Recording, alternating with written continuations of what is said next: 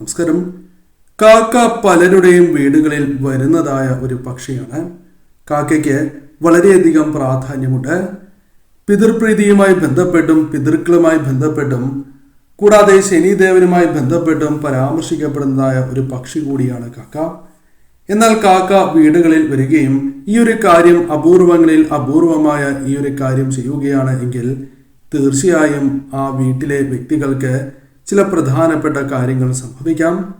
വിശേഷപ്പെട്ടതായ ദിവസങ്ങളിൽ കാക്ക വീടുകളിൽ വരികയും ആ വീട്ടിലെ വ്യക്തികളുടെ ഏതെങ്കിലും ഒരു വ്യക്തിയുടെ തോളിൽ ഇരിക്കുകയാണ് എങ്കിൽ പിതൃപ്രീതി ലഭിച്ചു, അല്ലെങ്കിൽ പിതൃക്കളുടെ അനുഗ്രഹമുണ്ട് എന്ന് തന്നെ അർത്ഥമാക്കാം. കൂടാതെ ആ വീടുകളിൽ സന്താനങ്ങളുമായി ബന്ധപ്പെട്ട് അല്ലെങ്കിൽ സന്തോഷകരമായ നിമിഷങ്ങൾ, മറ്റ് ചില സൗഭാഗ്യങ്ങൾ തേടിയെത്തി എന്ന് വരാം.